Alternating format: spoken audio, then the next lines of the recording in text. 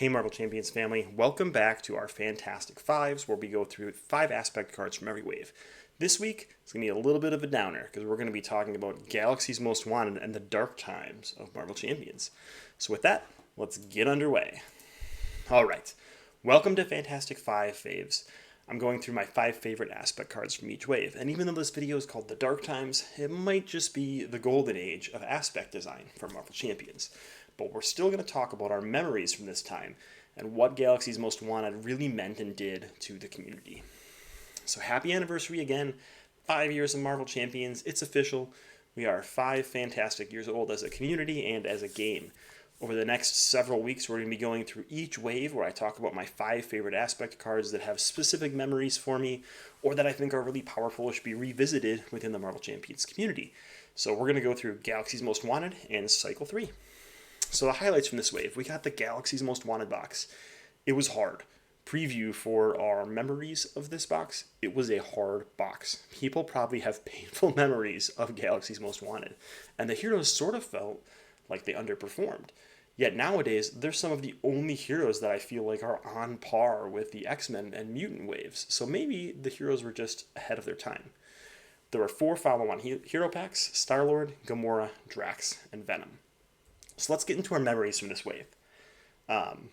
Again, not everything is roses and sunshine in Marvel Champions. We have had all banger releases up until now. Maybe Wrecking Crew was a little meh, but it was still reasonable. And now we get to Galaxy's Most Wanted. The hype level was hype level like a million, right? It was the highest hype we had had for this game yet. Red Skull was a really big hit with the community, but they felt like it was kind of rushed. It could have used more time in the cooker, and they were super excited to see what this awesome design team would do in their second campaign box, given a little bit more time to, preheat the oven. And it turns out they burnt the turkey. No. Galaxy's Most Wanted was hard. It came out, people were super hyped for it, people got it in their hands, they started playing it with those pre-constructed decks, and they got crushed. And I don't mean like they had close games and barely lost. They got destroyed to the point that they were like, this is unplayable. This is bad. I like one of these 5 scenarios. The other 4 can go in the dumpster.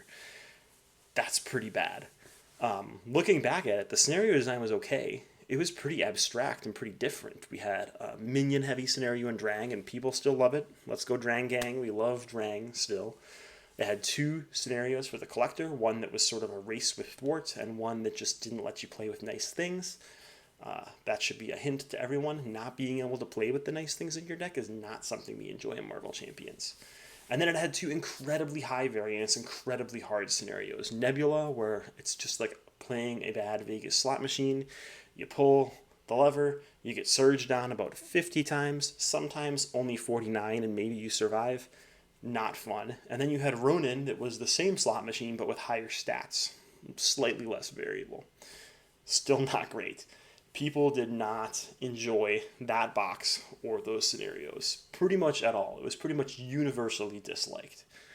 And what we learned is that scenarios can be very hard. Up until this point, a lot of people had been talking about how Marvel Champions was too easy. I had to play on expert mode. I had to add heroic mode to the game to make it harder. Hardcore mode, people used to call it, and all sorts of things. But it turns out that maybe it wasn't too hard. Maybe it was just right for what people want in Marvel Champions. And I think Galaxy's Most Wanted really shows, and the community's response to Galaxy's Most Wanted shows how different the Marvel Champions community is from the Lord of the Rings community. And this is a thing I have to this day. I feel like when I play Lord of the Rings, which I still do occasionally, I feel like a lot of times we build our decks to beat a specific scenario. And if we don't, sometimes we don't have a chance at winning that scenario. That game can be so incredibly hard and punishing, and you have this sense of doom and dread, like, if I don't win this, the world's going to end.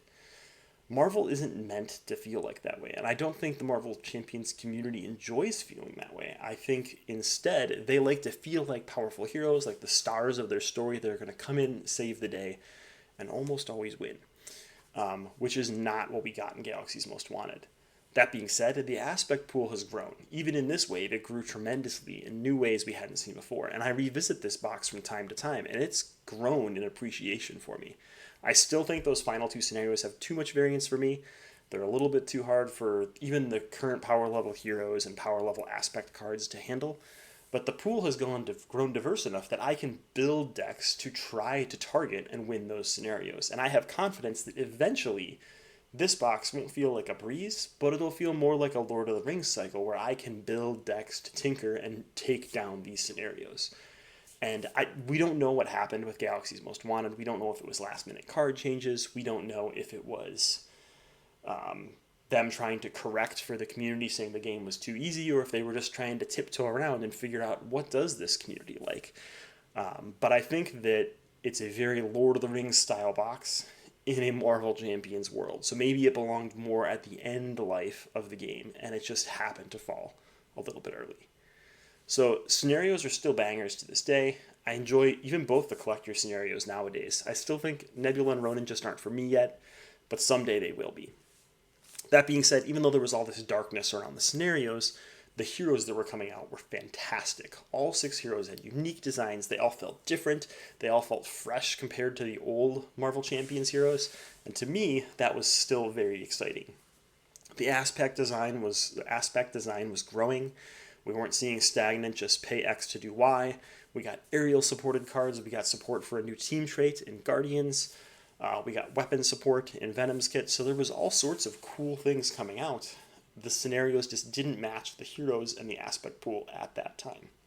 I know around when our box came out, a lot of people said, oh, well, maybe it was all tested together. Maybe when all 4 hero packs come out, it'll get better. And I remember revisiting the box after Venom, the 4th hero pack, came out, and saying, this box is still insanely hard.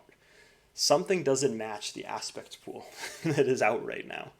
And I try to revisit the box at least once a year, usually once a cycle. And I think we're pretty much to the point where you can really build your decks to take down those scenarios.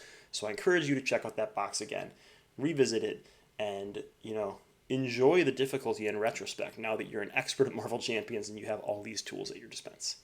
All right, enough about the dark times. Let's get to the golden age, which is the amazing aspect cards that came out this wave. Starting with card number 5, Hard to Ignore. This card is super hard to ignore because that's the title of the card.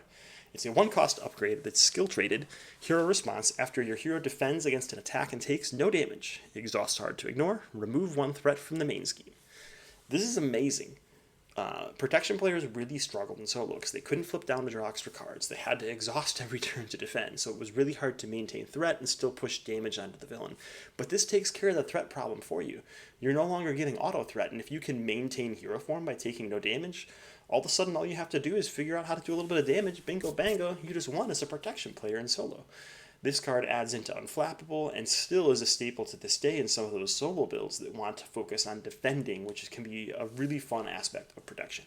So for that, I couldn't ignore this card, and I included Hard to Ignore. Card number 4, Sonic Rifle. These two were a toss-up for me. I didn't know which order to put them in. Eventually, I decided to put Sonic Rifle first because I feel like Sonic Rifle is more of a staple in both multiplayer and in solo, and just in Justice decks in general. It's not necessarily an auto-include, but on-demand confuse is really, really strong in this game. And now that we have player side schemes like Locked and Loaded, Sonic Rifle has become even more attractive to include in your deck to make sure you have a weapon in case some aggression player wants to help you out. A lot of the confusion cards like Professor X or Concussive Blow, like you play them and you immediately have to confuse something. But Sonic Rifle, you can play it and bank it and choose when is the best time for me to confuse the villain. Who needs to flip down the most? How do I save this for when it's good for them to flip down? Incredibly powerful card from an incredible wave of aspect cards. Card number 3, Leading Blow. 2 protection cards in 3. Disgusting. Leading Blow was way ahead of its time. When this card came out, I was like, this card is bad. Nowadays, it's not. It's great. There's a ton of support for readying and attacking multiple times in protection. It's from What Doesn't Kill Me, Ever Vigilant, which also came out this wave, and several other things, but also ways that you can boost your attack stats, right? If you can get your attack stat up to 4, or heck forbid, 5, then you can almost guarantee that Leading Blow is going to let you swing and ready. And if you can find things that proc every time you attack, like Dweety Training in Drax, then this card becomes incredible. It was always good with Drax, but it was kind of a thing that you kept for your Drax deck. But nowadays, there's a ton of heroes that can use this. I've used it with Hawkeye. I've used it with Wolverine. I've used it with a ton of heroes that want to attack a bunch of times in one turn, and it can be super fun. So Leading Blow was leading the charge in how protection cards would define the readying part of their aspect in the future.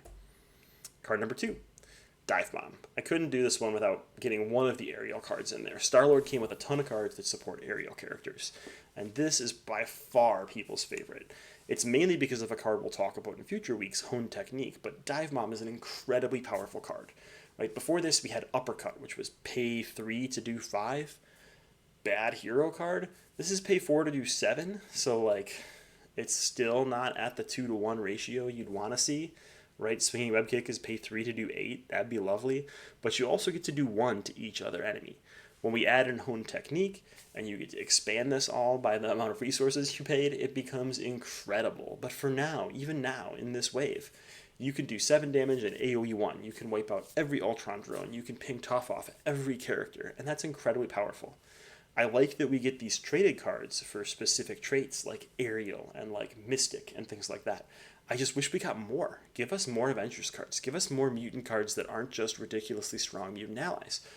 I think that aspect design like this of traits that can be given to certain characters can be really, really, really fun. So I hope we get more of this like tribal design, and we already got more aerial cards in the Angel Pack and things like that. So just expanding on these different traits is really cool. One of the bummers about this card is not every hero can get aerial, so I really wish we had a thing that was, even if it was expensive, a way to give other characters aerial so that you could build wombo combos around cards like Dive Bomb, which hopefully we get someday. Alright, on to card number 1. You're never going to believe it. It's a leadership card, and it's a 1-cost support Regroup. It's tactic traded with the interrupt when an ally is defeated by an enemy attack. Return it to its owner's hand instead of discarding it. Forced interrupt, when the round ends, discard this card. This card is broken. It should have been errated and reprinted. Not gonna lie, this card should cost 1 per player, it should be limited to 1 ally per player or something. But it is insane, especially in expert mode where you might get 4 or 5 villain attacks off if you draw into an assault. You can bounce 5 allies back to their player's hands. You can target allies that have enter the battlefield effects or when played effects like Maria Hill and Nick Fury and all sorts of shenanigans. This card single-handedly makes heroic mode playable for solo and for multiplayer, right? When you get more encounter cards and more attacks, this card just scales up in power to put so much card draw and extra ally playing into your hand. This is the card that I used when I wanted to take down that Michael Boggs Heroic 3 Claw challenge where he jokingly said, yeah, the community should take on Claw with Heroic 3 with Doomsday Chair. And we tried, Americano and I, oh my gosh, we tried it like every week. And we could not figure it out. And then when Regroup came out, I threw it in a Spider-Man deck and just went wild with drawing cards and bouncing Maria Hills and Black Cats back to hand. And it was bonkers. This card will forever hold a special spot in my hand. Even though it gets overshadowed by some of the more recent leadership cards, I still think that this card is amazing. In multiplayer, in solo, it can fit into almost every leadership deck. So people should revisit it to remember how incredibly powerful it is, especially if they're trying to revisit Galaxy's Most Wanted. So, with that, I want to know, what are your favorite cards and memories from the dark times of Marvel Champions? Are there aspect cards that you appreciate now more than you did back then? Because a lot of these I didn't necessarily appreciate at the time. Maybe that was tainted by the shadow of these really difficult scenarios, and maybe they just didn't have the combo pieces that they needed back then. Have you revisited Galaxy's Most Wanted since this wave came out? And what do you think of it now? Would you be willing to try it again with the expanded hero and aspect card pool? Because if so, I definitely challenge you to do it, and let us know how it went in the comments below. That's it for this week. We'll see you next week when we go over Mad Titan's Shadow and some more hero packs. See ya. I'm just not the hero type, clearly, with this laundry list of character defects, all the mistakes I made, largely public. Yeah, okay. Yeah. The truth is,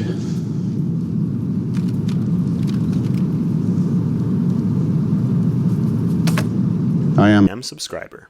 But seriously, if you've enjoyed the content we've been putting out recently, please consider liking and subscribing. Thanks.